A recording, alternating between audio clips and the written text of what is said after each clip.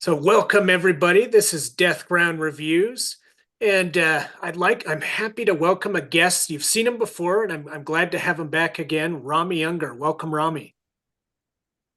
Hey everyone, this is Rami Ungar, the writer. I'm back. I have a copy of the Necronomicon with me. I think I might read some of it aloud just to make our host scream in terror. No, hold back, Yeah. Rami. Don't unleash it. Don't unleash it. Ah, Yes, the Rami Ungar knowledge is will. killing me. It's scary. Rami will be unleashing cosmic dread upon everyone in time. Although it could be useful come election time. So who knows? And hey, cosmic dread is the point of this movie, isn't it? Absolutely. Today's movie is The Void. This came out in 2016. And this was directed by Stephen Konstanasky, Jeremy Gillespie, written by Stephen Konstanasky and Jeremy Gillespie. It stars Aaron Poole, Kenneth Welsh, Daniel Fathers, Kathleen Monroe, and Ellen Wong. And this was first appeared, its release date was September 22nd, 2016 at Fantastic Fest. Sure. So the film starts with a shooting or what looks to be a massacre or at an isolated house in a rural county.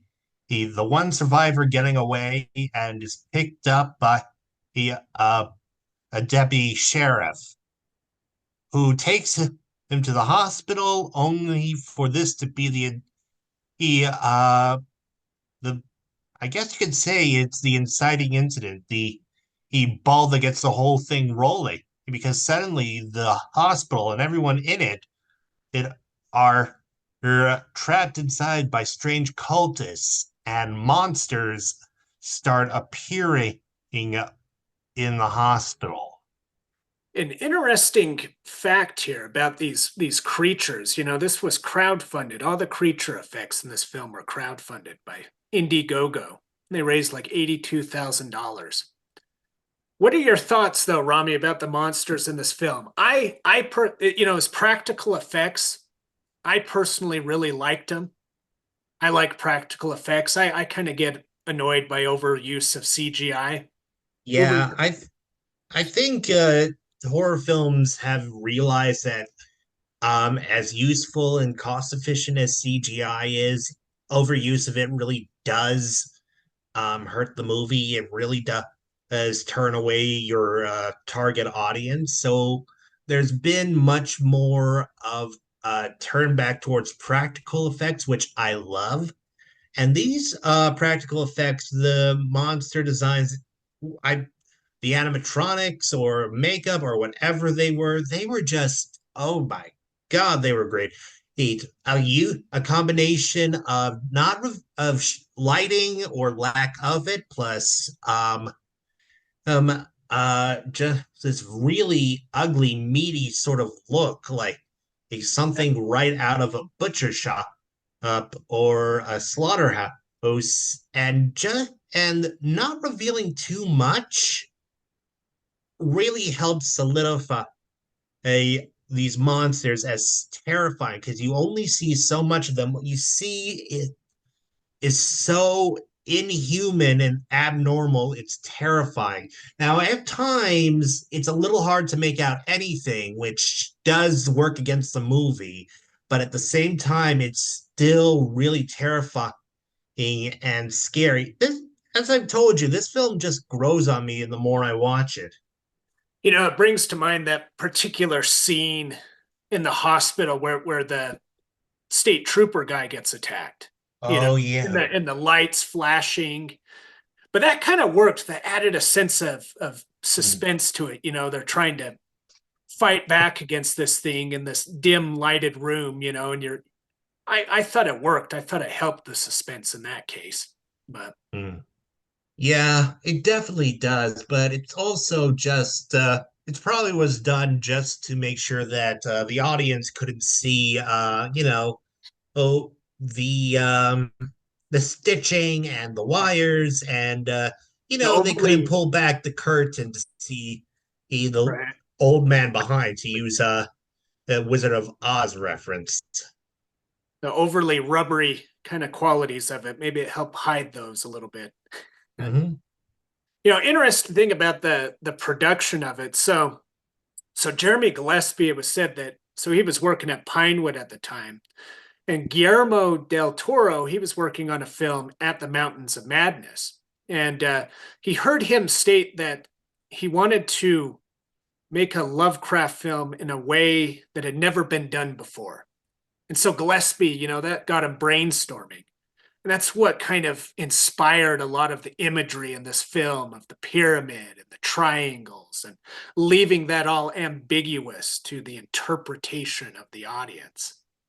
Yeah, and that's part of um the appeal for cosmic horror. The more you peel back, the more questions you have, the more horrors are waiting. Right. And you get the sense that what's happening is only well, a very small event in something very big. Big. I mean, the whole film is really just one man's attempt to cheat death, to subvert death and get back his child. Spoiler alert. But it's in the backdrop of this world where cosmic forces are at work, and where you start to realize that there are things at play that we cannot understand. It brings to my mind, I want to talk about the pyramid a little bit. And yes, spoiler alert, I'll make sure to put spoilers on the title of the video. But I want to talk about the pyramid. I love the ambiguity around it. It made me wonder, what is this thing? Like it came to my mind, perhaps this is like a stronghold, a temple in a sense, where these corrupted creatures like work out sacrifices and rituals inside there. Or maybe this thing is like a prison. Maybe this eldritch being is held in prison in this pyramid. And if it were to break free, its power would reach even farther, which, man, that's a scary thought. It's already with what it's able to influence already.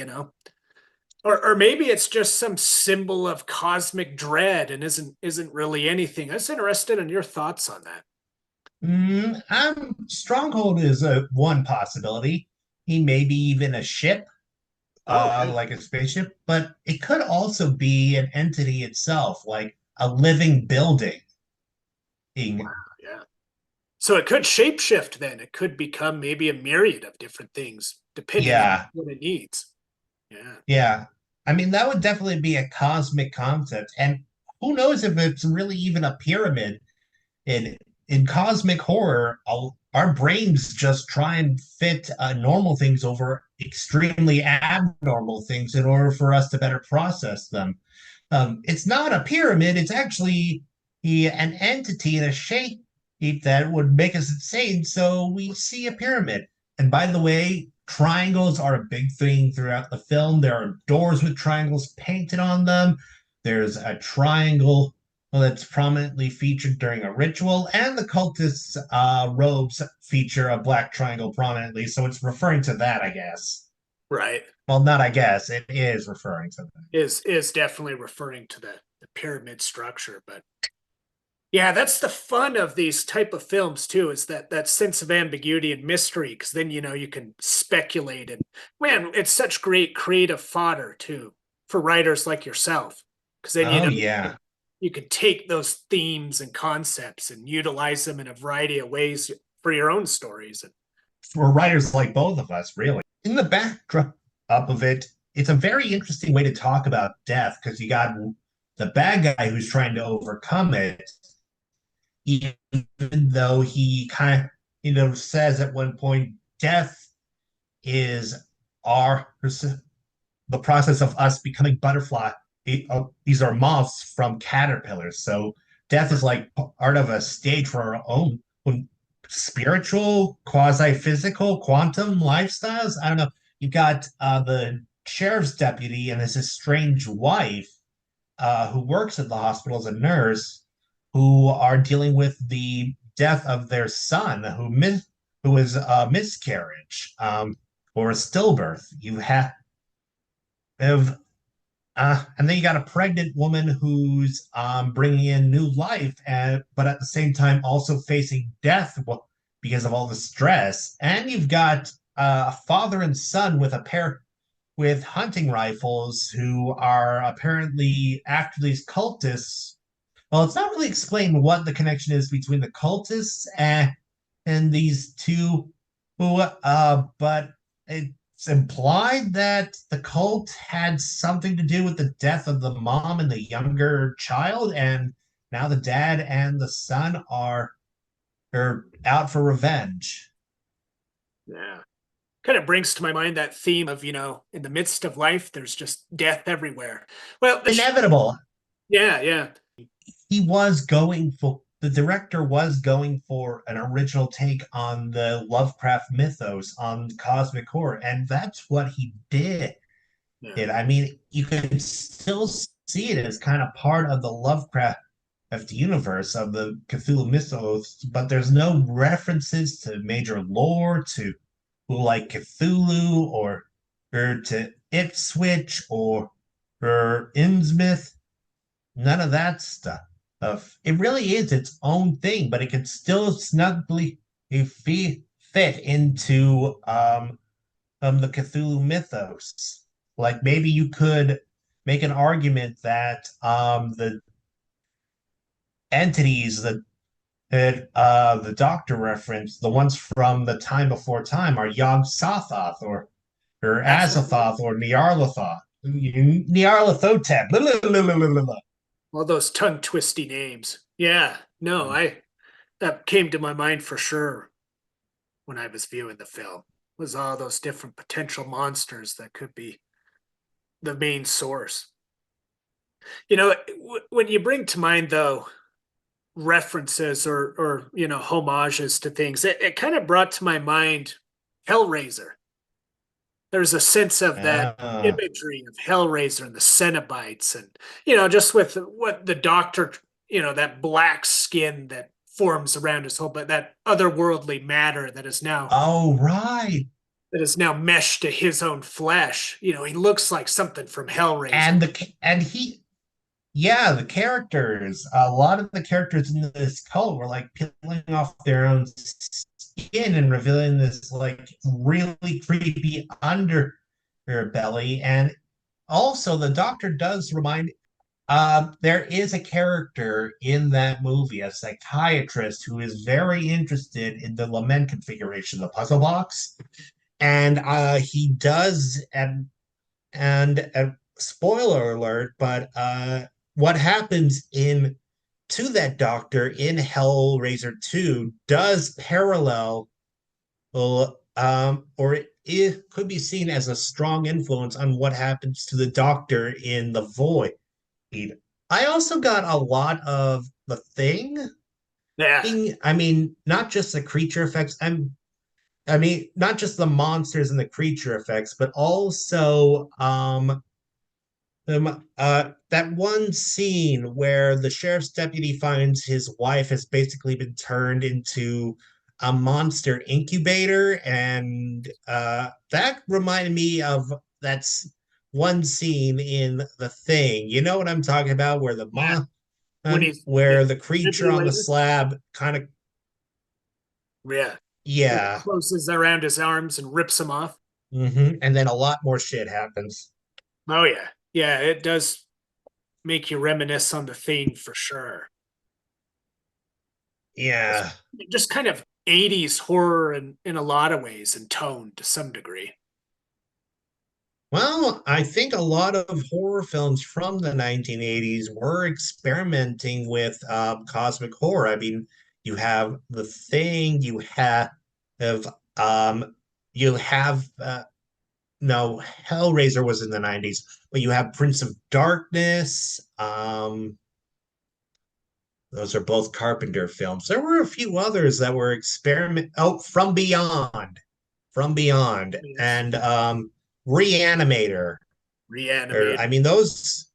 I That mean, would be Reanimator was more about based around human desire to cheat death, and From Beyond was kind of like a sexual horror comedy at times, but they were both, all those films were kind of experimenting with cosmic horror in their own ways. The Gate also experimented with cosmic horror, and that's another one I'm going to have to watch this spooky season because that is a good film. That the opening scene inspired a novel that I one day would like to write. Well, awesome. Yeah, we highly recommend The Void. Watch it this spooky season. Yeah, definitely watch it. Just make sure you have, if you have a squeamish stomach, don't eat before you see it. Yeah. And another thing I'd like for the viewers to mention in the comments, let us know your thoughts about that pyramid in the end. I'd like to hear just your speculations on what it is, what it means, that world. I'm fascinated just by what creative ideas you guys might come up with. So, As well as any other your Lovecraftian, Cthulhu mythos, cosmic horror films that you think we should check out. Because let's face it, there are a lot of them out there that just do not get the press they deserve. that's right. We got plenty of roads of madness to travel amid the cosmic horror subgenre, don't we? But hey, guys, thanks for tuning in. This is Deathground Reviews along with Rami Ungar, the writer. and we'll see you next time.